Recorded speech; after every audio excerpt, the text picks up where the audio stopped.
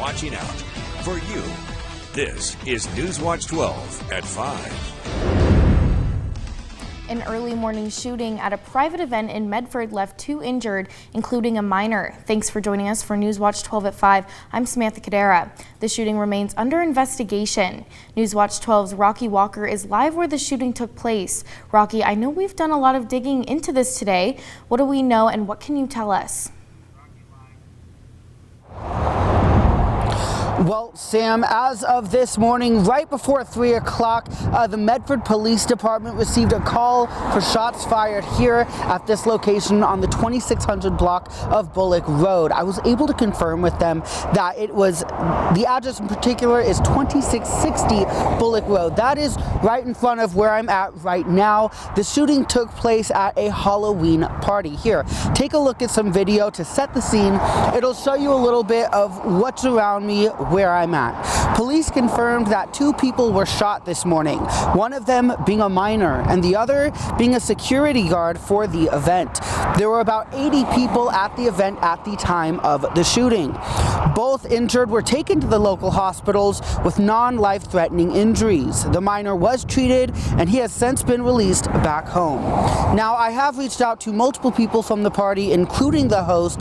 They have said stories purporting that the shooting was possibly done by someone who's turned away for being underage. I try to confirm that with the local police department, but they haven't been able to confirm that with me yet. I've reached out to attendees of the party as well as the host, and none of them have gotten back to me for an interview, as well as the Medford Police Department, but we are still digging in, trying to learn more and trying to get you all of the information as it comes in. But this is an ongoing investigation, so information will be coming in as it comes out. We'll make sure to share that all with you here on NewsWatch 12, as well as our website, kdrv.com. But for now, live in Medford, Rocky Walker, NewsWatch 12.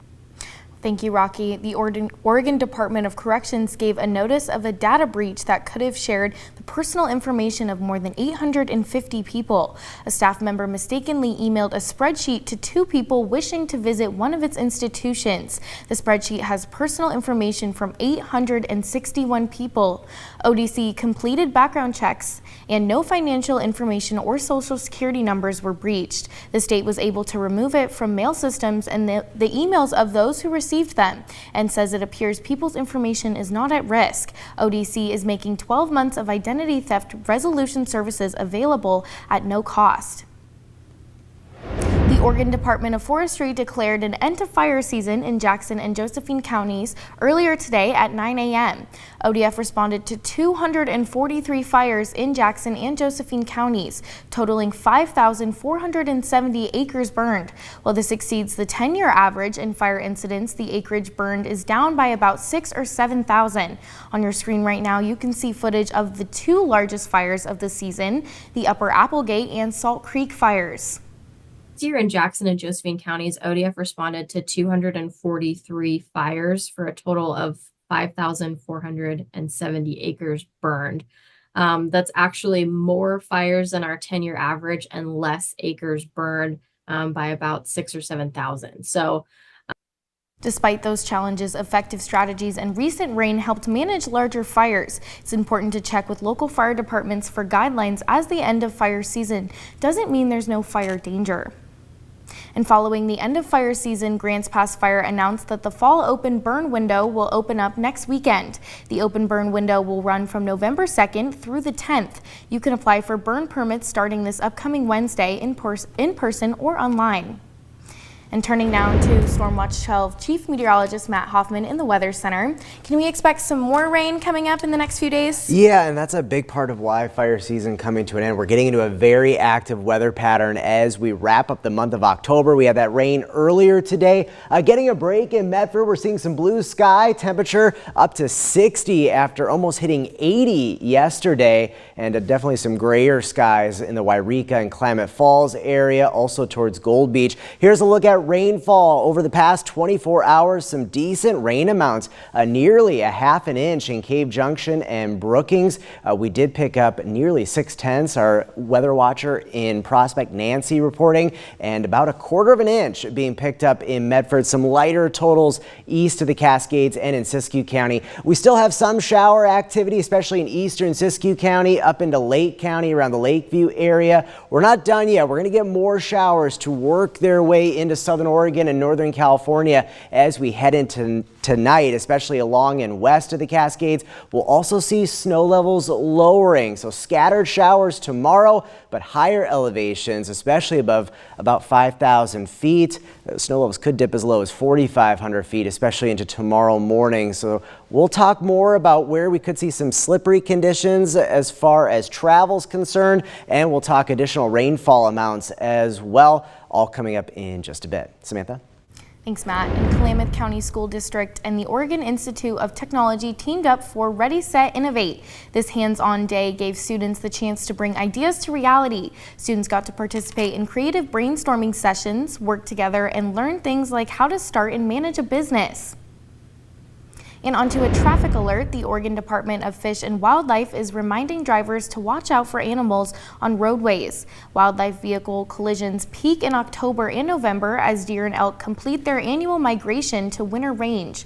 Drivers should be cautious in areas of dense vegetation, slow down around curves, and always expect more animals when you see just one.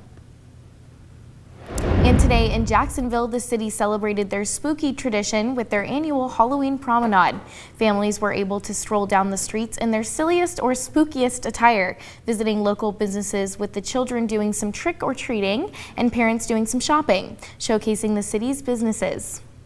I come to Jacksonville quite often, but a lot of people don't, and I think that it really showcased Jacksonville very well.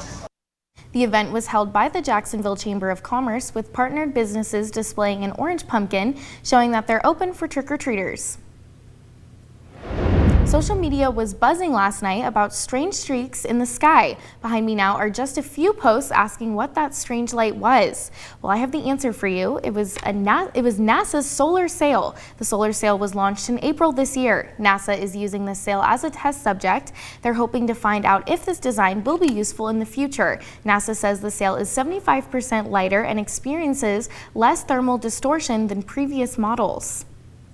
And if you're looking for another chance to catch the solar sail, you still have another chance. NASA says the sail will be flying over Beatty tonight and will be visible at 7:20 p.m. and 9:04 p.m. Both times the sail will be visible for about 5 minutes. And looking ahead, with Halloween festivities ramping up, local police departments are stepping up their efforts to ensure everyone stays safe, especially on the roads. Police say visibility is a crucial factor for when kids are trick-or-treating. They recommend adding reflective tape or glow sticks to costumes, as well as carrying flashlights and staying in well-lit areas. Drivers should also be extra cautious of pedestrians and never drive impaired. And today is our final day of our 34th annual Coats for Kids campaign, and it's your last chance to drop off new or gently used children's coat at one of our red donation barrels. Our partners say we are especially in need of toddler coats, so if you have one that your child grew out of, you can bring that to a red barrel near you. We have more than 50 donation barrels between Jackson, Josephine, and Klamath counties.